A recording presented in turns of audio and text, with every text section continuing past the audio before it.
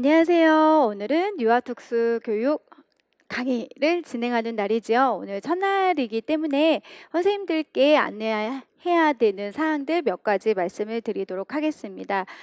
일단 서진특수교육 강의 계획이라고 하는 카페를 들어가서 카테고리에 들어가 보시면 유아특수교육이 4주 과정으로 매회 진행된다라고 하는 것을 알고 계실 것 같고요. 혹시라도 강의 계획이 아직 보시지 못한 분들은 그 카페에 들어가셔서 참고해서 쭉 훑어보시면 좋을 것 같습니다.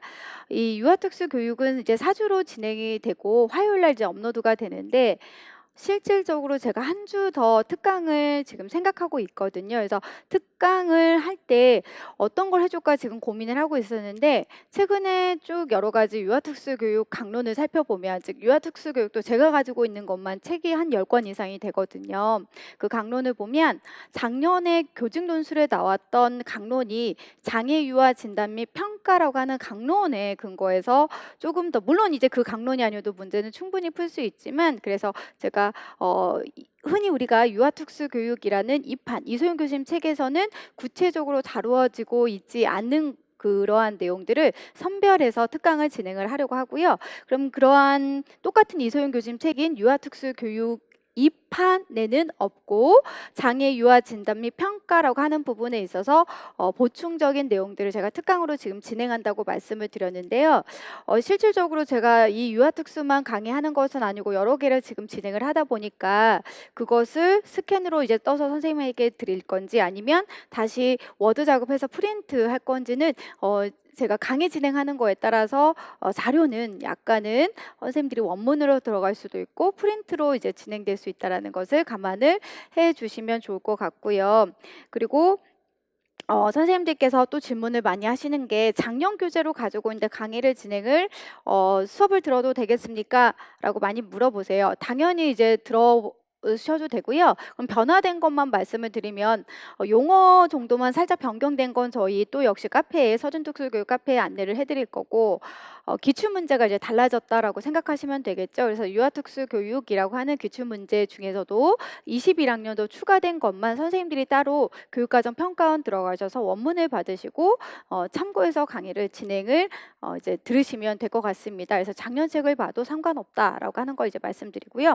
그다음 이제 오늘 들어가는 수업의 방식은 어떻게 이제 진행이 될지 이제 말씀을 드리도록 할게요. 전체적으로 먼저 첫 번째는 도식화라고 하는 것을 한번 살펴볼 건데 도식화는 선생님들이 가지고 계신 유아특수 교육 맨 앞 페이지 보시면 목차 다음에 도식이 있을 거예요. 그래서 각각의 저희가 9개까지 로마자 그 파트로 들어가는데 그 9개에 해당하는 각각 내용의 앞에 도식화가 있습니다. 그래서 도식화를 먼저 훑어줄 거고요. 그다음에 원문을 들어갈 거예요. 원문이라고 하는 것은 책에 있는 본문의 내용들이라고 보시면 되고 그럼 본문을 이제 저희가 쭉 훑어본 다음에 기출 문제를 풀고 해설을 이렇게 들어가도록 할 건데 작년과는 다르게 원문 풀고 기출 문제라고 하는 것을 이제 같이 선생님들이 이제 영상을 보실 수 있었었는데요. 이번에 이제 여러 가지 또 의견을 들어보니까 도식하고 원문 쭉 해드리고 기출편은 좀 따로 해줬으면 좋겠다라고 많이 말씀을 해주시더라고요. 그래서 이 기출편은 따로라는 건 지금 인강으로 이제 선생님들이 들으실 때 기출에 해당하는 동영상이 따로 이제 들어갈 것이고요. 그 이유는 선생님들이 또 공부를 하시다가 원문 보고 기출 문제가 바로 들어가니까 한번 풀어볼 기회가 없었다라고 하는 분들도 있었고 또 하나는 내가 나중에 다 공부하고 난 후에 기출 문제만 따로 점검해 보고 싶다라고 하는 선생님들이 의견들이 있더라고요. 그래서 강의를 지금 인강으로 듣는 선생님들은 당연히 이제 인강으로 들으시잖아요. 그럴 때 기출 문제 동영상이 따로 이제 올라갈 거니까 그걸 감안해서 본문 내용 보고 기출 문제 바로 확인해야지 하면 기출 문제 동영상 약간은 불편할 수도 있겠지만 그게 훨씬 더 효과적으로 활용할 수 있는 부분들이 있어서 작년과는 이어서 하지 않고 그렇게 끊어서 기출 문제는 따로 진행을 해 드리도록 하겠습니다. 자, 그다음에 저희가 이 유아특수 교육이라고 하는 내용은 대부분 이제 이소영 교수님 자료를 저희가 책으로 해서 선생님들이 공부를 하시잖아요. 그런데 제가 가지고 있는 것만 해도 10권 이상이 된다라고 했기 때문에 선생님들이 본문의 내용들을 쭉 읽어 보시다가 이거 1판에 있는데 1판에 있는 내용이 왜 2판에 있지? 또 이러한 내용들이 있을 거예요. 그렇다면 유아특수교육의 1판에 있는 내용들을 실었다. 그거는 과거 기출 문제가 이 출제 즉 1판에 근거해서 문제가 출제가 되었기 때문에 2판이 아닌 1판의 원문을 실었다라고 생각하시면 될 것 같고, 또 이 유아특수교육이라고 하는 이소영 교수님 2판만 저희가 임용에 나오는 건 아니잖아요. 그러다 보니 여러 강론들은 끈기 돋보기라고 해서 선생님들이 같이 함께 볼 수 있게끔 원문을 또 넣어놓기도 했거든요. 그래서 결국은 지금 최근에 유아특수 교육이라고 하는 문제의 비중이 커지면서 공부해야 되는 유아특수의 양도 많아졌다라고 생각하시면서 선생님들이 이제 준비를 하셔야 될 것 같습니다. 자, 이제 바로 이제 진행을 하도록 할 건데, 유아특수 교육이라고 하는 이 영역은 제 교재는 어떻게 이제 구성이 되었는지 한번 살펴보도록 하겠습니다. 유아특수 교육의 이해가 첫 번째 목차로 들어갈 거고요. 두 번째는 진단 및 교육 계획. 사실 여기서 선생님들이 많이 어려워하실 것 같아요. 장애 유아를 진단하고 내가 이 장애 유아를 받은 진단 아이들이 특수교육 대상자가 되었을 때 어떻게 교육을 해야 되는지, 이 교육하는 것을 IEP를 짜서 선생님들이 계획을 해야 되고 그것을 이제 실질적으로 운영해야 되는 게 세 번째 나와 있지요. 그다음 네 번째는 장애 유아를 위한 교육 과정, 그리고 다섯 번째는 아이들을 위한 환경 구성, 여섯 번째는 교수 방법, 일곱 번째는 가족 지원, 여덟 번째는 유치원 통합교육, 그 다음에 아홉 번째는 놀이발달과 지도 방법인데, 실질적으로 예전에는 우리가 이 9번에 해당하는 놀이발달과 지도 방법만 보더라도 놀이에 대한 문제를 충분히 풀 수가 있었는데요. 최근에 이제 놀이 중심 교육과정으로 바뀌고 놀이가 우리가 생각했던 범위, 즉 유특 체계에 있는 여러 학자들의 놀이의 범주에서 벗어나서 굉장히 일반 유아 위주로 놀이가 이제 출제가 되다 보니까 개인적으로 아홉 번째 해당하는 놀이는 선생님들 유특은 이 정도 수준에서 나오는구나라고 참고로 보시고 일반 유에서 강조하고 있는 놀이를 훨씬 더 구체적으로 세부적으로 앞으로는 공부를 하셔야 될 것 같습니다. 그래서 구성은 이렇게 9가지에 해당하는 파트로 저는 구성을 했고요. 그리고 단원별로 이제 각각 아까 말씀드린 것처럼 도식과 원문에 해당하는 주요 내용, 그리고 기출문제와 해설이 있는데 이거는 제가 따로 선생님들이 보시기 편하게끔 강의를 찍어서 또 업로드 해드린다고 했습니다. 자, 그리고 기출 내용 정리 수록이라고 하는 것이 있는데, 기출 내용이라고 하는 것이 도대체 뭘까라고 본다면 선생님들이 교재 맨 마지막에 보면 이제까지 기출문제가 어떤 문장으로 활용이 됐는지 샘플이랑 예시가 있습니다. 그래서 이것도 내용을 공부하실 때 확실하게 이제 많이 도움이 됐다라고 하시더라고요. 그래서 예를 들면 초학문적인 접근은 매년마다 나오니까 초학문적 접근의 기출문제가 어떤 사례로 많이 활용이 되는 건지, 그리고 또 이제 선생님들이 이 마지막 기출 내용 정리를 보면 그냥 빈칸으로 나와 있는 부분도 있잖아요. 빈칸으로 나와 있는 부분은 아직까지 출제가 되지 않은 파트인 거니까 앞으로도 여기에서 또 출제가 될 수 있겠구나라고 해서 조금은 시야를 확대할 때 많이 사용하시긴 하더라고요. 그래서 이렇게 구성이 되어 있습니다. 한 가지 올해는 더 준비를 했거든요. 한 가지 더 준비한 건 뭐냐면, 선생님들이 내용을 조금은 제 교재 위주로 정리하기 편리하기 위해서 선생님들에게 제 교재에 따른 기본 문제들을 만들었거든요. 그래서 기본 문제 푸시고 그 기본 문제에 해당하는 문제편 플러스 정답편도 같이 있으니까 전체적으로 제 강의를 듣고 난 후에 어떻게 내가 확실하게 공부했고 배운 내용이 인출이 되었는지 따로 업로드가 되는 문제편하고 정답편을 따로 이제 당연히 선생님들이 공부를 하시면 훨씬 더 도움이 많이 될 것 같습니다. 그래서 플러스 작년과는 다르게 새로운 자료인 제 교재 위주로 단답형으로 풀 수 있는 기본 문제, 정답편도 업로드가 된다라고 해서 꼭 반드시 활용을 하셨으면 좋겠습니다. 그렇게 해서 이제 저희가 유아특수라고 하는 교재 및 구성은 어떻게 이루어졌는지 한번 살펴봤고요. 그래서 첫 번째는 유아특수 교육의 이해라고 하는 파트, 아까 말씀드렸던 진단 및 교육계획 부분에서 조금은 시간이 할애가 될 것이고, 교육 프로그램의 운영은 주로 IEP에 대한 설명이기 때문에 여기에서 주로 다룰 내용은 많지 않을 거라고 생각이 듭니다. 장애 유아를 교육과정, 이번에 이제 여기서 시험 문제가 문제가 출제가 됐고, 당연히 이제 환경 구성이라고 하는 부분에 있어서도 물리적인 환경, 뭐 사회적인 환경 이런 내용들이 있겠죠. 가장 기출 문제가 이제 많이 나오는 부분은 장애 유아를 위한 교수 방법이 굉장히 많이 이제 출제가 되고 있고요. 그리고 장애 유아 가족 지원도 작년 2년 정도밖에 이제 문제가 지금 2년 정도 2년 뭐 21학년도 20학년도만 나오지 않고 그 전에는 굉장히 이제 중요하게 다루어지고 있는 내용이다. 그리고 유치원 통합교육은 아직까지는 문제가 출제가 되진 않지만 결국은 유특 교사를 많이 뽑는 이유가 이러한 통합 유치원에 많이 배치가 된다는 거죠. 그래서 통합교육이 왜 해야 되는지에 대한 설명들도 있고요. 그리고 놀이 발달과 지도 방법이라고 하는 것에 관련된 내용들도 선생님들이 일반 유아 기준으로 한번 살펴보시면 좋겠다라고 말씀을 드렸습니다. 자, 그러면 이제 첫 번째 유아 특수 교육이라고 하는 것을 저희가 이제 공부를 할 때 어떤 내용으로 이루어졌는지 도식화를 쭉 한번 살펴보도록 할 건데요. 유아 특수 교육이라고 하는 이 용어, 즉 한문 자체가 어떻게 나타나는지 이론적 배경이 있습니다. 실질적으로 유아특수교육이라고 하는 것은 특수교육 그리고 특수아동을 혼합한, 조금 더 플러스한다면 일반 유아를 우리가 혼합한 거죠. 그래서 유아교육, 특수교육이라고 하는 학문을 토대로 이제 유아특수교육이라고 하는 용어가 이제 나타나기 시작했고, 그러면 유아특수교육은 왜 필요한지에 대해서 필요성이 이제 설명이 되어 있는데요. 결국 유아특수교육이라고 하는 건 조기중재, 조기교육에 대한 것들을 계속 이제 언급을 하고 있고, 유아특수교육의 목적이라고 해서 또 여러 가지가 나오는데요. 결국 아이들이 나타낼 수 있는 주요 발달을 촉진하기 위해서, 그래서 주요 발달이라는 용어들이 많이 나올 거예요. 그럼 여기서 말한 주요 발달은 언어 발달, 사회성 발달, 뭐 운동 발달, 자조, 인지, 이러한 내용들을 선생님들이 머릿속에 인지를 하시면 될 것 같고요. 그다음에 기능적인 것들을 아이에게 촉진시키기 위한 목적 뭐 등등등 여러 가지가 있습니다. 그래서 실질적으로 유아특수교육 이론적 배경이라고 하는 파트는 얘만을 물어보진 않고 본문에 섞이면서 16학년도 유아에 관련된 기출의 문장이 있으니까 저희가 이따가 한번 살펴보도록 할 거고요.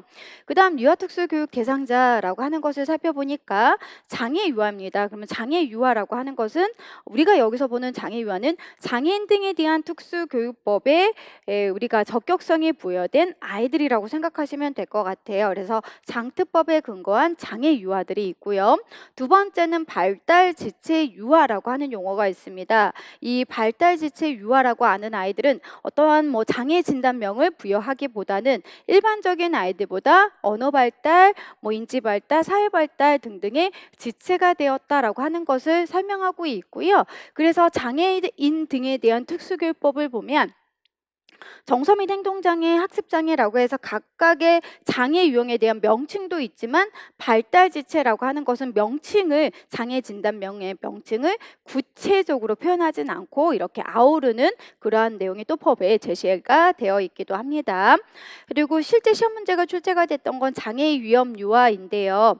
장애 위험 유아는 환경적인 거, 그래서 실질적으로 아이들이 여러 가지 가정과 연계된 이런 환경적인 위험도 있고요. 생물학적인 위험이라고 하는 것은 아이가 출생 시에 나타날 수 있는 여러 가지 또 위험들을 또 얘기하기도 하죠. 그런지 이제 많이 헷갈려 하는 게 형성된 위험은 혹시 장애 유아가 아닙니까? 이렇게 많이 물어보는데요.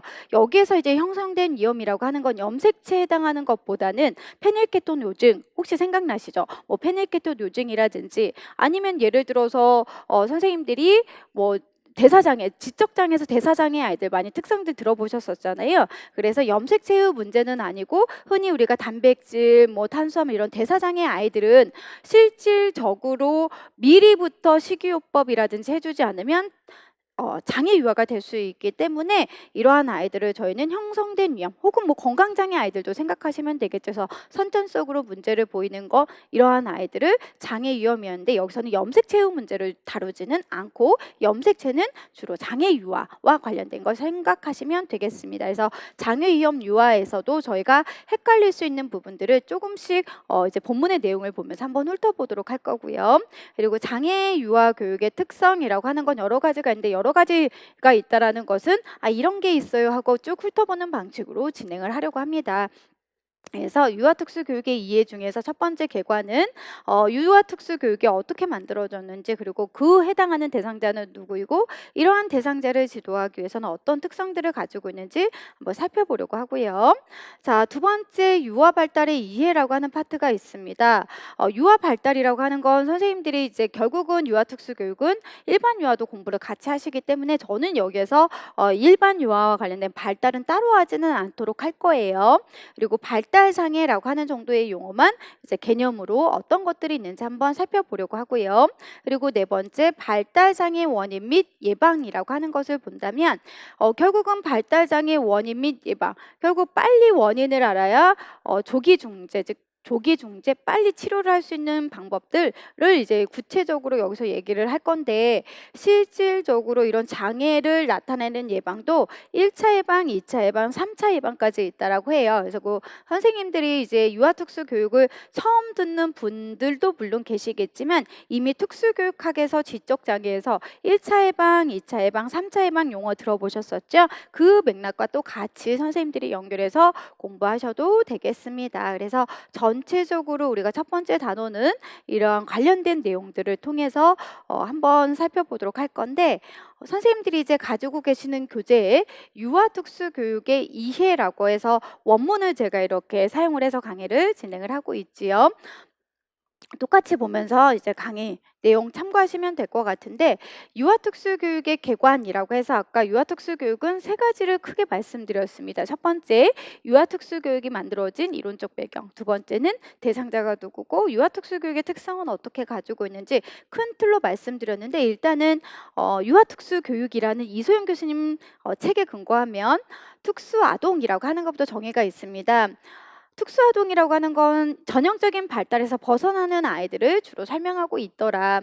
그다음에 특수교육이라고 하는 것은 이렇게 전형적으로 벗어나는 아이들을 지도하는 거라고 생각하면 되죠. 교육하는 거라고 생각하시면 되겠죠. 그래서 특수아동의 개별적인 필요를 충족시키기 위해서 특별하게 고안된 교수 방법을 특수교육이라고 하더라. 그러면 이제 유아특수교육이라고 하는 것은 특정 영역에서 대부분 일반 유아는 다르게 나타나는 아이들의 특성이 있을 거고, 이러한 나타나는 아이들은 개별적인 필요가 또 충족시킬 수 있어야 되는 교육이 필요하구나. 그래서 결국은 어린 나이에 일반적인 아이들과는 다른 특성을 보이는 아이의 개별적인 필요를 충족시키기 위해서 가르치는 걸 우리는 유아특수교육이라고 한번 살펴보시면 되겠습니다. 자, 이러한 유아특수교육이라고 하는 것들의 용어도 여러 가지가 있죠. 그래서 조기 개입도 있고 유아특수교육, 학령 조기 특수교육, 조기 특수교육에서 부르는 용어는 다양하지만 저희는 유아특수교육이라고 하는 것으로 기억을 하시면 되겠습니다.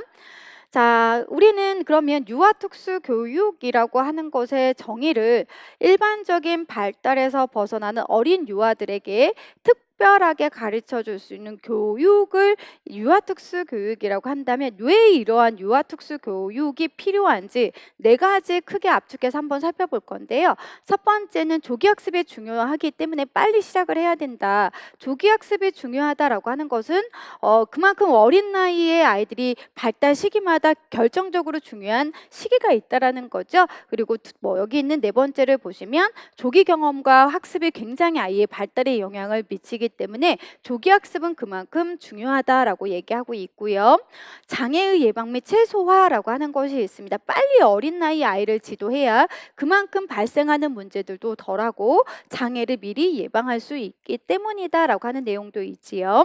그리고 이러한 유아특수 교육은 너무 어린 나이이기 때문에 당연히 누가 케어를 해주는 부분들이 많을까요? 예, 가족이겠죠. 그래서 가족의 필요 지원이라고 하는 것들도 있기 때문에 필요하다. 그래서 보면 장애자도 이해를 해야 되고요. 그리고 부모가 아이를 양육을 할 때 어떠한 필요가 있어야 되는지도 우리가 지원을 해줘야 되기 때문에 유아특수교육은 반드시 필요하다. 그리고 사회 경제적인 혜택에서도 유아특수교육이 필요하다라고 하는데요. 동그라미 두 번째도 가보시면 특수교육 비용 절감을 통한 경제적 혜택이래요. 그럼 결국 우리가 대부분 통합교육으로 얘기하고 있거든요.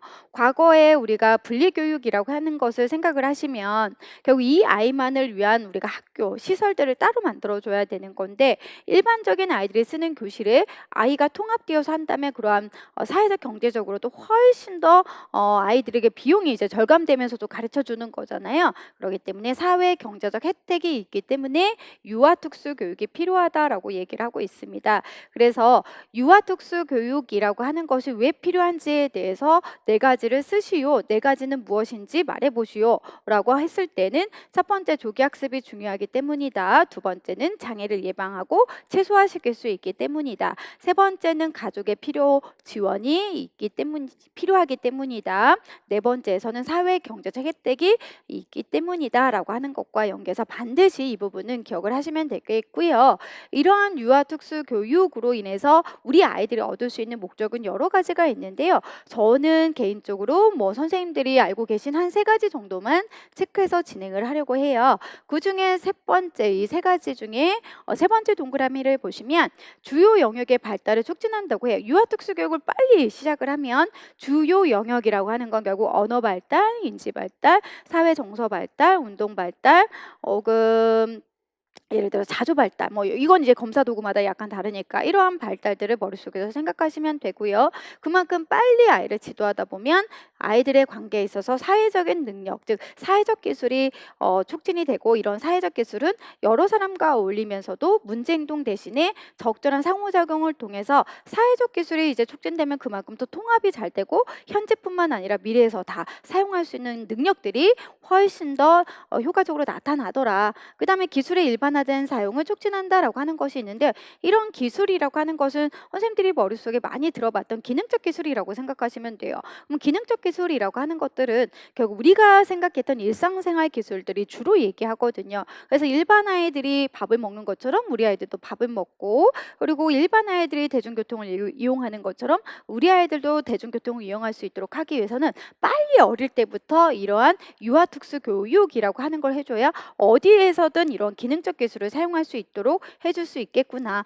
더불어서 장애 문제나 발생도 예방할 수 있는 이런 목적들이 있기 때문에 유아특수 교육에 반드시 필요하다. 플러스 유아특수 교육은 이런 목적을 가지고 있다라고 얘기하고 있지요. 자, 그럼 우리는 계속 이제 정리하면서 가보도록 할 건데요. 유아특수교육이라는 용어는 그럼 어린 나이에 특별한 교육적인 요구가 필요한 아이들을 지금 가르치는 거라고 했을 때 유아특수교육이 필요한 이유를 네 가지 한번 살펴봤고 이런 유아특수교육의 목적이라고 하는 것을 살펴볼 때 주요 발달의 영역을 촉진할 수 있다, 사회적인 능력을 향상할 수 있다, 장애 문제 발생 예방할 수 있다 등등 이런 목적을 가지고 있단 말이죠. 그러면 이러한 아이들을 우리가 대상적인 측면에서 유아특수 교육 대상자는 너무 넓은 범위인 거잖아요. 그래서 저희가 한번 세 가지로 나눠서 한번 살펴보려고 해요. 그중에 첫 번째는 장애 유아, 두 번째는 발달 지체, 세 번째는 장애 위험 유아라고 하는 것을 저희가 도식에서 살펴봤죠. 장애 유아라고 하는 것의 기본적인 역에서의 개념은 이미 아이들이 염색체 주로 이제 머릿속에 이미지를 그리시면 되는 거예요. 지적장애 부분에서 많이 이제 선생님들이 종류가 다양해지기 때문에 지적장애도 있고 물론 정서 및 행동장애 여러 장애 영역들이 있지만 특히 계속 지적장애에서도 여러 다양한 용어들 즉 혹은 장애 유형들이 있기 때문에 선생님들은 이 지적장애라고 하는 부분에 있어서는 주로 염색체와 관련된 아이들을 생각을 하시면 되겠습니다. 그래서 염색체라고 하는 것을 생각한다면 다운 증후군 혹은 선생님들이 많이 들어봤던 윌리엄스 증후군, 브레잘 X 증후군 등등이 있죠. 이런 아이들이 있다고 생각을 하시면 되고요. 그래서 이런 염색체에 의해서 미미 형성된 장애를 지니고 있는 유아를 우린 장애 유아라고 생각하시면 되겠습니다. 그래서 여러 가지 물론 다 장애 유아 범주에 들어가긴 하지만 계속 이거를 강조해 드리는 이유는 뒤에 장애 위험 유아 중에서 또 형성된 것과 우린 헷갈리면 안 되기 때문에 여러 번 반복해서 지금 말씀을 드리는 겁니다. 장애 유아란 이미 형성된 장애를 지니고 있는 유아로 장애인 등에 대한 특수교육법이나 미국 등등의 법에 의해서 명시된 판별 기준에 의해 장애를 지닌 것으로 진단된 유아라고 지금 얘기하고 있습니다. 그래서 우리가 말하는 장애인 등에 대한 특수교육법 제15조를 보시면 각각에 맞추어서 선정 기준에 관련된 정의들이 있지요. 그 정의들은 결국 장애 유아와 관련된 걸 연결하시면 되는 거고, 특히 지적장애 아이들은 굉장히 다양한 종류들이 있는데 주로 여기서 말하는 아이들은 염색체로 인해서 이미 형성된 장애 아이들을 설명하고 있구나. 자, 그다음 이제 두 번째는 발달 지체라고 하는 것으로 볼 건데요. 사실 발달 지체라고 하는 것은 앞에서 우리가 얘기를 이미 했었습니다. 어떤 얘기를 했냐? 선생님이 유아특수교육이라고 하는 것에 이 교육이 필요한 목적, 주요 발달 영역을 촉진할 수 있다라고 얘기를 해줬는데, 주요 발달이라고 하는 건 언어, 인지, 사회 정서, 자존, 운동 발달 등등이야. 이런 발달이라고 하는 것이 일반적인 아이들보다 지체가 된 것을 머릿속에 이미지를 그리시면 되죠. 그래서 발달이 일반적인 아이들보다 지체가 된 거지, 이 아이는 정서및 행동장애야, 이 아이는 자폐 스펙트럼 장애야 라고 진단명이 부여가 되는 건 아니라는 거죠. 그러다 보니 이 발달 지체라고 하는 것은 굉장히 효과적인, 이 용어 자체가 유익한 부분이 있다라고 해요. 장애 명칭이 부여가 되지 않았기 때문에 실질적으로 아이에 대한 낙인이 훨씬 더 줄어들 수 있다라고 하는 것들이 계속 따라다니기도 하고요. 그리고 장애 명칭이 역시 부여가 되지 않았기 때문에 우리 아이들이 분리교육이라고 하는 것보다는 통합교육에서 수업을 받을 확률들이 훨씬 더 높다라고 하는 것들을 여기서는 설명을 하고 있습니다. 한번 살펴볼게요.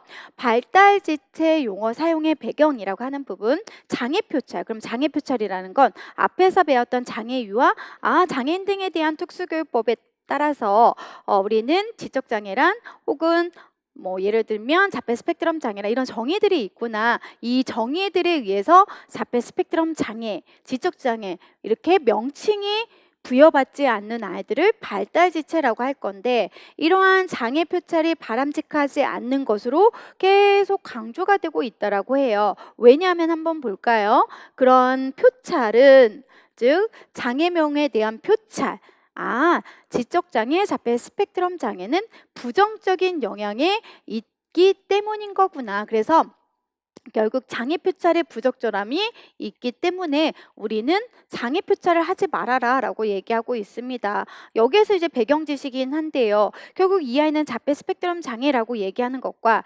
발달이 조금은 남들보다 아이들이 지체가 되었으라고 했을 때, 왠지 자폐 스펙트럼 장애는 아이들하고 상호작용 자체가 전혀 힘들고, 그리고 말도 못할 것 같고, 이 아이는 못하는 거에 우리가 포커스가 맞출 수가 있다는 거죠. 자폐 스펙트럼이니까 얼마나 다양한 아이들의 특성들이 많습니까? 그런데 우리는 우리가 알고 온 한정적인 지식에 의해서 아이를 시선을 좁은 의미에서 바라볼 수 있다라는 거. 그래서 보니까 장애로 우리가 명칭이 부여가 되었을 때는 특성이나 성격에 의해서 아이를 바라보기보다는 표찰 자체, 이 명칭 자체로 부정적인 시선이 있을 수 있다라고 설명하기도 하고요. 아이들이 가지고 있는 잠재력은 이만한데 이 장애 명칭, 지적장애야라고 하는 이 명칭 때문에 아이는 못하는 부분들만 강조가 된다면 굉장히 또 억울할 수 있잖아요. 결국 아이들의 성취 능력을 제대로 봐줄 수가 없다라는 문제도 있더라. 그리고 정규교육과정이라고 한다면 일반적인 아이들과 같이 통합교육을 받으면서 유치원, 초등학교 등등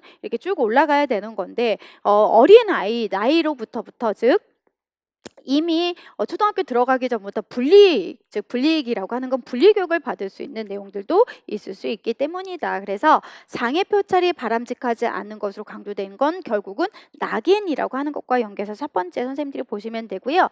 자, 두 번째라고 하는 것을 보면 법에 의해 규정된 범주별 장애명은 앞에서 봤던 지적장애, 자폐 스펙트럼 장애, 이런 법에 의해 규정된 범주별 장애명은 그 정의나 진단 기준이 주로 누구에 맞춰져 있는 거예요. 학령기 아동들. 그래서 유아특수교육 아이들에게 제15조에 근거한 장애 명칭을 부여하기 위해서는 약간의 어려움은 있더라라고 지금 얘기하고 있는 겁니다. 그래서 학령기 특수아동에게 적합하게 개발된 것으로 유아들에게 그대로 적용되기에는 여러 가지 문제들이 발생할 수 있기 때문에 적절하지 못하다라고 얘기를 하고 있습니다. 그래서 우리는 이러한 장애 표찰이 바람직하지 않는 것으로 강조된 것, 첫 번째 낙인이 생길 수 있기 때문에, 두 번째 이렇게 장애 표찰이 명칭된 것들은 유아특수 대상자 아이들을 대상으로 진단 기준이 만들어진 게 즉 정의가 만들어진 게 아니라 주로 학령기 아이들을 대상으로 정의가 있기 때문에 아이들을 제대로 봐줄 수가 없다는 거죠. 그래서 여러 가지 문제가 발생할 수 있기 때문이다. 그러면 왜 이렇게 장애 유아와 관련된 열 잠시만요. 예. 이렇게 시각장애에서부터 건강장애, 학습장애 여러 가지가 있는데, 이렇게 주로 우리가 봐오는 것이 시각장애, 건강장애 이렇게 용어를 부르는 것 대신 발달지체라고 하는 것으로 부르는 것이 훨씬 더 왜 좋은지에 대한 혜택이 이렇게 나와 있습니다. 그것은 결론적으로는 범주별이 아닌 발달의 상태를 제시한 거다. 일반적인 아이들보다 발달가 조금 늦은 것이다. 그러니까 발달에 적합한 환경에만 배치를 하면 정상적으로 우리 아이들이 발달이 촉진될 수 있다라고 하는 관점들을 머릿속에서 이해하시면 되고요. 그 다음에 범주별 장애명에 의해서 결정되는 서비스를 제공하는 대신에 결국 발달 지체니까 사회 발달이 어려움이 있으면 사회 발달에 맞는 거, 운동 발달이 조금은 더디면 운동 발달에 맞는 여러 가지 서비스들을 저희가 촉진해서 또 역시 제공할 수 있다라는 거고요. 결론적으로 가장 개인적으로 선생님들이 쉽게 와닿을 수 있는 것들은 장애 표찰 대신에 발달 지체라고 부르는 것은 통합교육을 훨씬 더 추구할 수 있기 때문에 라고 보시면 되겠습니다. 그래서 우리가 유아특수교육 대상자라고 했을 때는 장애 유아보다는 주로 발달 지체라는 용어를 많이 쓰고요. 실질적으로 선생님들이 이제 현장에 배치가 되면 발달장애, 발달지체 이렇게 많이 표현을 할 겁니다. 그럼 발달지체라고 하는 것이 우리가 얘기하고 있는 일반적으로 굉장히 더 좋은 게 지금 많은 거잖아요. 즉 학령기에 사용하는 아이들에 맞는 진단명도 아닌 거고, 낙인을 줄일 수 있는 거고, 즉 낙인이 되어 있지 않다는 거, 장애 표찰이 주어지지 않는다는 거. 그러므로 인해서 아이들이 훨씬 더 통합을 우리가 할 수 있도록 해주는 것이 이 안에서 지금 혜택으로 설명을 하고 있는데, 그러면 발달 지체라고 하는 건 정확한 정의는 무엇인지, 그건 이제 당연히 책마다 다르기는 한데요. 우리는 이 발달 지체라고 하는 것을 장애인 등에 대한 특수교육법에서 정의는 내리고 있습니다. 그래서 이 정의가 바로 실제 시험 문제에 똑같이 이제 출제가 됐는데요. 일반적인 포괄적인 개념이에요. 발달 지체라고 하는 것은 자신의 나이 7살이면 7살의 나이에 발달이 주로 이제 보여야 되는데, 즉 정상적인 범주에 있어야 되는 건데, 이런 정상적인 범주보다 훨씬 더 어린 발달을 보이는 아이들을 우리는 발달 지체라고 할 수가 있대. 그러면 이 발달 지체를 장애인 등에 대한 특수교육법에서는 어떻게 정의를 하고 있을까? 발달 지체를 지닌 특수교육 대상자는 신체 발달, 인지 발달, 의사소통 발달, 사회 정서, 적응 행동 중 하나 이상의 발달이 또래에 비해서 현저하게 지체가 되었고, 그래서 특별한 교육적 조치가 필요한 영아나 9세 미만의 아동으로 정의하고 있다라는 것. 특정 장애명으로 진단되지 않아도 발달상의 지체를 설명하는 기준으로 특수교육 대상자의 적격성을 인정받을 수 있게끔 통로를 만들어 준 것을 우리는 발달 지체라고 용어 생각하시면 되겠습니다. 그러면 이런 발달 지체는 일반적인 포괄적인 것은 전형적인 7세면 7세 아이의 발달, 즉 신체 발달, 인지 발달이라고 하는 것이 7세가 아닌 5세, 4세 정도의 수준을 발달 지체라고 하지만 장애인 등에 대한 특수교육법에서는 조금 더 구체적으로 정의를 마련을 했구나. 그래서 신체, 인지, 의사소통, 사회정서, 적용행동, 제가 여러 번 하지요. 이런 모든 것들이 다 기출문제입니다. 그래서 법은 법대로 하나 이상의 발달의 또래에 비해 현저하게 지체가 되어 특별한 교육적 조치가 필요한 영아 및 9세 미만의 아동이라고 해서, 이 부분은 당연히 선생님들이 기억을 해야 되는 중요한 내용이다라고 보시면 되겠습니다. 자, 그다음에 이제 저는 넘어가도록 하겠습니다. 장애이염 유화라고 하는 것도 있대. 아마 선생님이 이 부분이 1판에 있는 걸 제가 그대로 실었는데요. 1판보다 2판이 조금은 구체적으로 이제 나와 있지 않은 것 같아서 어차피 내용에 큰 변화는 없기 때문에 이 예시를 생각하면 1판을 보는 게 훨씬 더 좋을 것 같더라고요. 그래서 첫 번째 우리가 장애이염 유화라고 하는 건 장애 유아, 양가로 1번 장애 유아처럼 형성된 장애를 가지고 있지는 않지만 교육적 서비스를 우리 아이에게 중지하지 않는다면 학교 생활에서 적응하지 못하고 실패할 확률이 높은 아이들을 우리는 장애 위험 유아라고 할 거고요. 그 안에서는 환경적인 위험이 있습니다. 그런데 이런 환경적인 위험, 생물학적인 위험, 형성된 위험이라고 하는 것이 있는데요. 선생님들이 이걸 이제 공부하시다 보면 지적 장애에서 배웠던 위험 요인하고 또 헷갈려 하십니다. 당연히 또 그럴 수 있거든요. 그래서 우리가 보고 있는 장외 위험 유화라고 하는 것을 저희가 지적 장애에서 다루고 있는 거 잠깐 한번 살펴볼게요.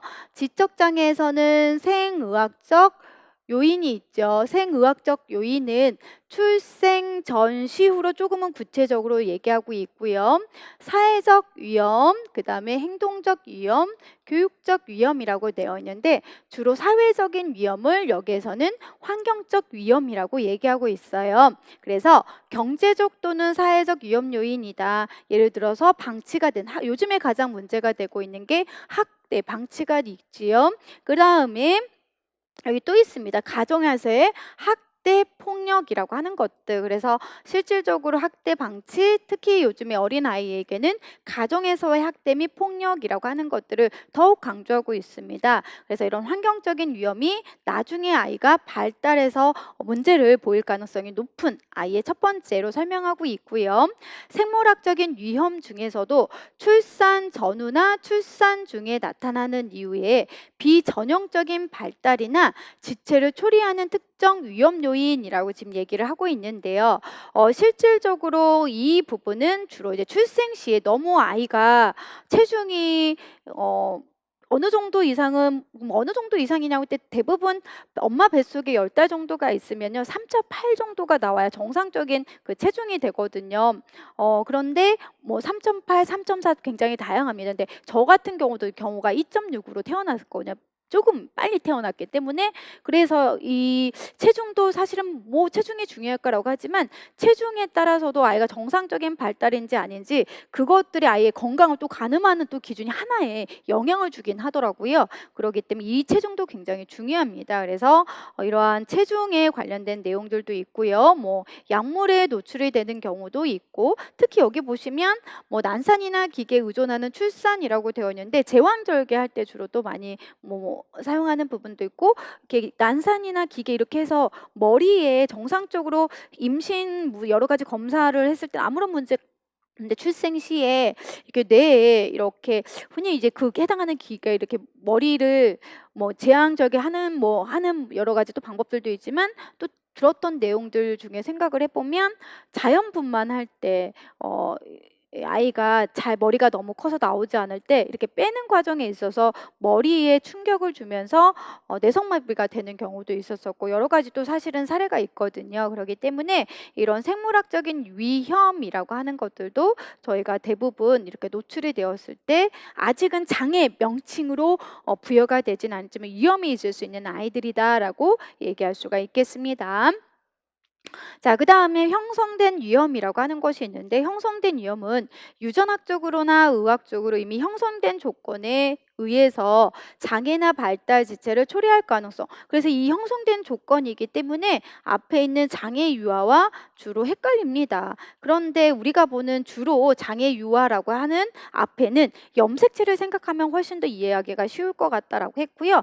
여기서 얘기하는 건 선천성으로 가지고 있는 장애. 그랬을 때 대부분 우리가 지적장애랑 연결해보면 페니케토 요즘처럼 이미 유전학적으로 이 아이는 단백질의 문제 효소를 가지고 있습니다. 단백질의 문제를 가지고 있어서 적절하게 식이요법을 해주지 않으면 나중에 훨씬 더 지적장애로 발생할 가능성이 높다라고 하는 걸 많이 선생님들이 이제 들어보셨잖아요. 그러한 대표적인 뭐 장애, 대사 장애들을 생각하시면 되겠습니다. 그래서 여기서 나타나는 형성된 위험이라고 하는 것과 여기는 장애 위험이 동일하지 않다라고 하는 것을 머릿속에 이미지를 그리시고요. 그래서 장애 위험 유아라고 하는 것은 환경적인 위험이 있고 생물학적 형성된 위험은 여기 나오는 생의학적인 것과 연결되어서 주로 살펴볼 수가 있겠다. 물론 세부적인 걸 보면 행동적인 요인도 포함되어 있는 것도 있지만 저희가 이제 너무 깊이 들어가는 내용은 아니잖아요. 유튜브 기반에서 본다면. 그래서 선생님들께서는 이 장애위험 유아라고 하는 파트가 시험 문제가 출제가 됐으니까 크게는 세 가지로 나뉘어져 있어. 사회적 위험 요인, 주로 지적장애에서 배웠던 이것이 환경적인 위험과 연결해서 같이 볼 수가 있고, 생의학적인 요인에서 봤던 생물학적인 것과 형성된 위험이라고 하는 것도 있대. 그런데 예시를 보면 선생님들이 아까처럼 출생 시 저체중이라고 하는 거 제가 이미 예를 첫 번째로 말씀드린 이유는 얘랑 또 헷갈려 하시거든요. 그래서 출생 시의 저체중도 있지만 출생 시에 1000g 이하의 극도의 저체중 아이들도 이미 너무 체중이 1000g도 안 된다는 건 거기에 해당하는 기관들, 뇌 구조 정말 정상적인 아이들보다는 튼튼하지는 않잖아요. 이러한 것을 비교할 수 있는 문제 예시들도 있으니까 생물학적인 위험과 형성된 위험 두 가지 정도씩은 기억을 하시되 각각 기억을 하시되 생물학적인 것과 형성된 거 저는 지금 체크해드린 이 부분이 많이 착각할 수가 있기 때문에 1000에서 2000g에 해당하는 건지 아니면 1000 이하의 극도의 저체중인지에 따라 위험 요인의 명칭도 달라질 수 있다라고 하는 걸 반드시 체크하시면 되겠습니다. 자, 그러면 우리가 배웠던 내용들을 잠깐 한번 점검해 보도록 할게요. 첫 번째, 유아특수 교육에서 뻗쳐나오는 아이들의 이 용어 유아특수교육 그래서 왜 필요한지에 대해서 그래서 필요성에 대해서 조기 교육에 대한 거 장애의 예방 및 최소화시켜 주는 것 세 번째에서는 가족의 지원이 필요하다 네 번째는 사회 경제적 혜택 그럼 유아특수교육이 가지고 있는 목적은 무엇인지 주요 발달을 촉진할 수 있다 사회적인 능력이 향상될 수 있다 또 겹쳐지긴 하지만 장애 예방 및 문제가 최소화될 수 있다라고 하는 것들이 있었었죠. 그러면 이렇게 유아특수교육을 받을 수 있는 대상자는 누구일까라고 해서 지금 세 가지 범주를 본 거거든요. 첫 번째는 장애 유아. 그럼 주로 여기에서는 여러 가지 시각장애, 청각장애들은 다 아실 수 있을 테니 지적장애 부분이 헷갈릴 수 있다 해서 지적장애 아이들은 실질적으로 여기에서는 계속 염색체와 관련된 아이들 증후군을 머릿속에 이미지를 생각하면 되는 거고 그 다음에 발달지체라고 하는 것도 있어. 그럼 발달지체라고 하는 것은 일반적인 아이들보다 발달이 조금 더 지체가 된 아이들인데 장애인 등에 대한 특수교육법에서는 발달지체를 정확하게 명시를 하고 있으니 이거는 선생님들이 정확하게 법대로 외워야 된다라고 했어. 그래서 이런 발달지체라고 하는 것들은 장애에 해당하는 장애유아라고 해서 법에서 명칭을 부여한 것보다는 훨씬 더 낙인이라고 하는 표차를 생기지 않을 수도 있고 통합교육으로 훨씬 더 자연스럽게 흘러갈 수 있기 때문에 아이들에게 부정적인 시선을 가질 수 없다라고 하는 것 덜 가질 수 있다라고 하는 것과 연계해서 공부하시면 될 것 같고요. 양가로 세 번째 장애 위험 유아가 많이 헷갈릴 수 있다. 사회적 요인, 환경적 요인은 헷갈리지 않는데 생물학적인 요인하고 그 다음에 형성된 위험 요인이라고 하는 것들은 만약에 내가 헷갈리면 예시대로 공부하시면 좋을 것 같고요. 이 예시 안에서는 헷갈린 것도 있으니까 제가 분명히 체크해드린 것들은 기억을 하실 필요가 있을 것 같습니다. 그래서 장애 위험 유아라고 하는 세 가지까지 저희가 한번 살펴봤고요. 그 다음에 우리는 그럼 유아특수교육이라고 이 학문 자체가 어떠한 특징을 가지고 있는지 한번 살펴볼 건데 유아교육도 있고요. 특수교육도 있고요. 보상교육. 그럼 보상교육이라고 하는 것은 흔히 말하는 보육을 생각하시면 되겠죠. 그래서 여러 가지가 혼합된 영역이더라. 그리고 이제 중재의 목적을 저는 한번 살펴보도록 할 건데요. 장애의 부정적인 영향을 최소화하고 발달을 최대화하기 위해서 우리는 아이들을 지도할 것이다 라고 설명하고 있습니다. 그 다음에 교육과정 및 학습활동도 개별적인 필요와 집중적인 서비스 제공을 위해서 교육과정을 좀 더 구조화하고 목표 지향적인 학습 활동에 초점을 맞춘다라고 설명하고 있는데요. 실질적으로 개별적인 비료 집중적인 서비스 너무너무 중요하지만 이러한 내용들은 저희가 통합교육에서도 같이 할 수 있기 때문에 조금 더 나아가서는 그래서 삽입교수라고 하는 것이 굉장히 흐름상 지금 현재 흐름상 많이 언급되는 내용들인 거고요. 그래서 일반 아이들과 통합되어 있지만 아이만을 위해 개별적인 목표를 두어서 효과적으로 교수할 수 있는 방법들이 아까 말씀드렸던 삽입 교수가 되고요. 자, 진단 및 평가라고 하는 것도 보시면 장애를 지닌 유아들이 지닌 독특한 특성에 따라 학령기 학생들이나 일반 유아들과는 다른 진단 평가가 방법이 적용된대요. 그래서 선생님들은 진단 및 평가라고 하는 것을 자세히 공부하실 때는 장애 진단이라는 용어들도 있지만 따라다니는 게 이제 교육 진단이라고 하는 것이 굉장히 중요하게 다루어질 거고요. 이러한 교육 진단이라고 하는 건 장애 유아 아이들을 교육을 하기 위해서는 굉장히 자세한 정보들이 필요하다. 그래서 자세한 정보를 수집하기 위해서는 표준화된 검사만으로는 부족하고 중고 참조라든지 교육과정 중심이라고 하는 그러한 데이터를 활용해서 아이에게 지도할 수 있도록 해주는 방법들을 강조하면서 제가 수업을 진행을 할 거고요. 그 다음에 적격성 판정 및 표찰이라고 하는 것은 우리가 유아들에게 적절한 새로운 판별 기준 및 표찰 제도가 필요하다. 그래서 우리가 계속 뭐한다? 발달 지체라는 용어들도 한번 살펴본 거구나. 다학문적인 접근이라고 하는 것은 모든 주요 영역, 그러면 정서 발달, 적응 발달, 인지 발달 등등 균등하게 지원하고 포괄적인 서비스를 제공하기 위해서 다학문적인 접근과 학문 간 협력을 필요한다라고 생각하고 지금 말씀을 여기 글에서는 설명하고 있는데 혹시라도 선생님들이 다학문적인 접근이라고 하는 것이 다학문적인 접근, 간학문적인 접근, 초학문적인 접근, 협력적인 접근 중 다학문적인 접근이구나라고 생각하면 안 되고요. 그냥 결국 여기에서는 다양한 학문을 가지고 있는 전문가들이 협력해야 된다. 그렇다면 조금 더 구체적으로 초학문적인 접근의 시선으로 바라봐야 된다라고 하는 걸 이제 말씀드리려고 해요. 자, 부모 참여도 너무 중요하죠. 그래서 우리는 가족 지원이라고 하는 것도 항상 시험 문제에서 나올 수 있다. 그리고 그전에도 너무 많이 나왔다. 가족의 영향이 결정적인 장애 유아들의 대상으로 하기 때문에 가족의 참여가 어느 정도 우리가 하느냐에 따라서 아이들이 달라질 수 있다. 그래서 가족 지원이라고 하는 것도 연결해서 보는 게 유아특수교육이다라고 지금 얘기하고 있습니다. 그래서 유아특수교육의 특성을 기억하기보다는 여기서 이제 나오는 제가 설명해드렸던 것들이 다 기출과 연결되어 있는 중요한 내용들이다라고 이제 정리하시면 될 것 같고요. 그 다음 저희는 유아 발달의 이해라고 하는 것으로 가보도록 할 건데 유아 발달의 이해는 일반 유아의 발달인 거잖아요. 그래서 인지 발달, 사회 정서 발달, 언어 발달 이런 발달들이기 때문에 제가 이거를 따로 해드리진 않는다라고 도식에서 말씀을 드렸거든요. 그래서 선생님들이 일반 유아에서 나오는 발달의 내용들을 쭉 한번 살펴보시면 좋을 것 같고요. 저희는 세 번째 발달 장애의 이해라고 하는 것을 한번 살펴볼 겁니다. 여기에서 발달 장애는 우리가 말했던 발달 지체보다는 조금 더 좀 넓은 개념으로 설명하긴 하더라고요. 그리고 우리나라보다는 미국에서 설명하고 있는 용어라고 보시면 될 것 같습니다. 자, 발달 장애라고 하는 것은 일반적으로 발달 시기인 18세 이전에 나타났던 아이의 발달에 있어서 방해를 받는 상태라고 생각하면 되는 건데요. 미국에서 설명하고 있는 정의가 있더라. 결국 미국에서 설명하고 있는 것들은 여러 가지가 있는데 조금 더 우리나라와는 포괄적으로 본다는 게 발달 지체는 우리나라 장트법 몇 세였죠?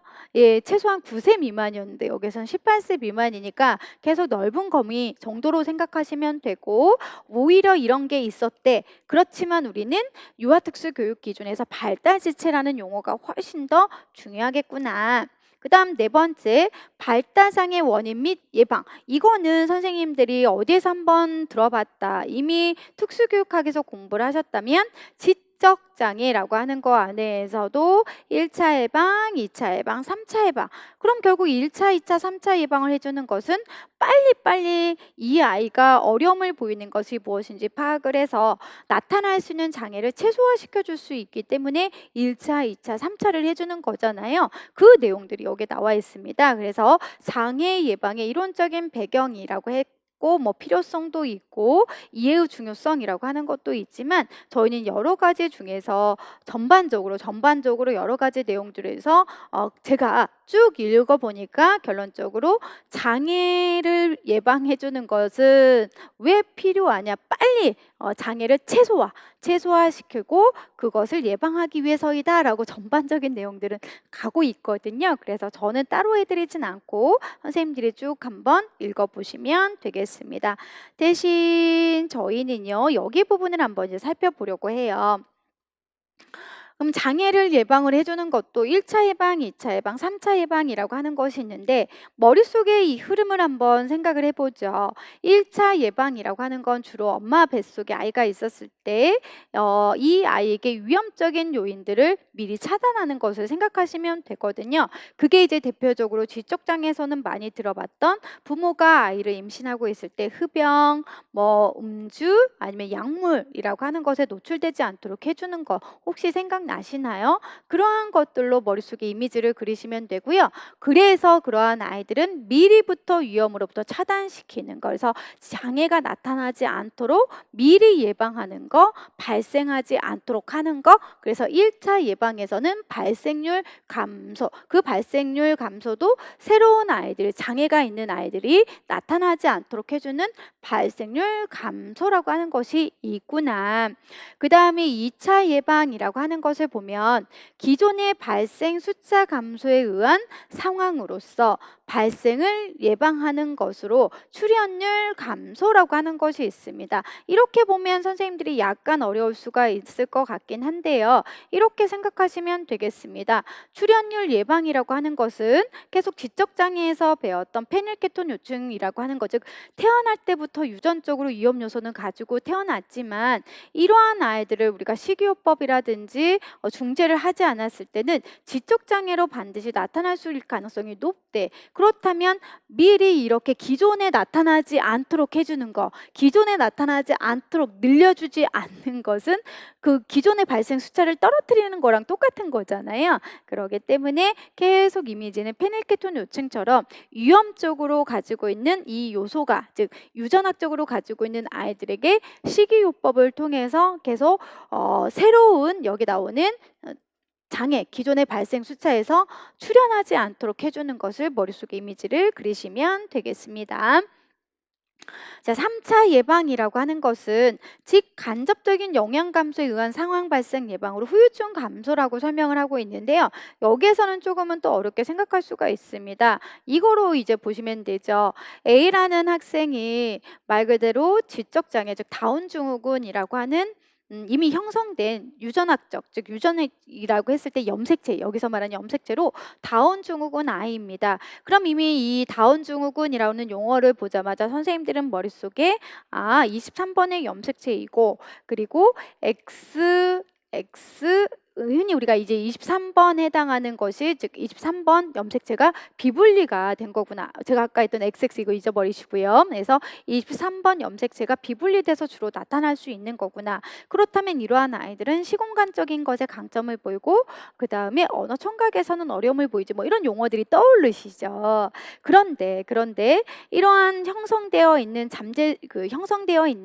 다운 증후군 아이들에게 이 아이 다운 증후군이에요 하고 끝이 아니면 계속 이 아이가 훨씬 더 사회와 통합되어서 잘 적응할 수 있도록 선생님들은 어릴 때부터 교육을 해주는 거죠. 그래서 아이들과 어울릴 수 있는 사회적 기술도 가르쳐주고, 아이들과 어울릴 때 이 아이가 화가 나서 공격적인 행동을 하면 안 돼. 안 돼. 이 공격적인 행동, 사람을 때리는 건 안 되는 거야. 말로 해야 돼. 말로. 친구야 놀자, 아니면 친구야 속상해라고 말로 해주는 거야. 결국 뭘까요? 여기서 말하는 후유증 감소라고 하는 것은 앞으로 이 아이가 현재뿐만 아니라 미래에 살아가기 위해서는 다른 사람과 어울려서 살아가야 되기 때문에 그 장애로 가지고 있는 나타날 수 있는 문제점들을 빨리빨리 사회적 기술을 향상시켜 준다든지 언어적인 능력을 향상시켜 주면서 잘 적응할 수 있도록 해주는 것이 3차 예방이라고 보시면 되겠습니다. 그래서 주로 3차 예방이라고 하는 건 장애가 형성된 아이들에게 교육적인 중재를 통해서 문제 행동이 세 가지가 있을 수 있다면 빨리 교육을 통해서 두 가지만 일단은 빨리 중재하고 그리고 나중에 또 한 가지 차근차근 적응을 중재를 해서 사회 속에서 어울릴 수 있도록 해주는 관점으로 이해하시면 되겠습니다. 그래서 전반적으로 1차, 2차, 3차라고 하는 것을 선생님들이 공부를 하실 때 지적장애에서 계속 연결해서 문제가 출제가 됐기 때문에 발생률 감소다, 그리고 페닐케톤 생각하시면서 출혈률 감소다, 세 번째는 후유증 감소이다라는 건 이미 형성된 아이들에게 교육적인 중재를 통해서 나타날 수 있는 문제 행동들을 우리가 미리 차단해서 사회에 적응할 수 있도록 해주는 것과 연결을 해서 공부하시면 훨씬 더 이해가 쉬울 것 같습니다. 자, 양가로 입원의 장애 예방을 위한 조기 교육의 역할이라고 하는 것을 본다면 결국은 아이들에게는 어릴 때부터 빨리 환경적으로 이 아이가 적절한 자극을 통해서 발달을 할 수 있도록 도와주는 게 1차 예방이라고 설명하고 있고요. 2차 예방에서는 새로운 기술과 학습을 유지를 위한 조기 개입을 통해서 발달 지체나 장애의 지속 시간이나 정도를 감소시켜주고 3차 예방에서는 보상하기 위해서 직간접적인 영향을 감소시켜 줄 수 있다라고 했는데요. 사실은 이렇게 선생님들이 용어를 보는 것은 약간은 어색한 부분이 있습니다. 그렇기 때문에 결국은 앞에서 배웠던 발생률 감소, 그 다음에 출혈률 감소, 그리고 후유증 감소라고 하는 말과 똑같은 거거든요. 그렇게 해서 차라리 위에 있는 내용을 연결해서 보시는 게 훨씬 더 이해하기가 쉽다라고 체크하시면 될 것 같고요. 그리고 가족을 위한 조기 교육의 노력이라고 하는 건 사실은 이거는 딱 어떻게 결정되어 있는 건 아니거든요. 그래서 선생님들이 나중에 공부하실 때는 가족 진단을 통한 가족 지원과 연결을 해서 공부하시는 게 훨씬 더 도움이 많이 될 것 같습니다. 그래서 이런 내용도 있구나 하고 넘어가시면서 보는 게 훨씬 더 이 부분은 자연스러울 것 같아요. 자, 그래서 일단은 선생님들께서 가지고 보고 계셨던 본문의 내용들 첫 번째는 쭉 훑어봤는데 한번 정리를 하고 들어가 보도록 하겠습니다. 첫 번째 내용은요. 그래서 유아특수교육의 용어, 유아특수교육이 가지고 있는 필요성, 유아특수교육의 목적에 대해서 배웠고 두 번째에서는 이러한 아이들을 지도하기 위한 대상자는 누구인지 그래서 장애유아, 발달지체, 장애 위험 유아에 대해서 알았고 그 안에서는 사회적인 요인과 관련되어 있는 환경적 위험 요인, 그 다음에 생물학적 요인, 형성된 위험이라고 하는 것을 저희가 살펴봤는데 기본적으로 선생님들이 여기 정답을 쓸 때 지적장애와 연결해서 많이 이제 정답을 헷갈려 하시잖아요. 그런데 이제 개인적으로는 헷갈려 하시면 지적장애 배웠던 건 따로 그리고 유아특수에서 배웠던 용어는 그냥 따로 각각 기억하는 게 훨씬 더 낫지 않을까 싶습니다.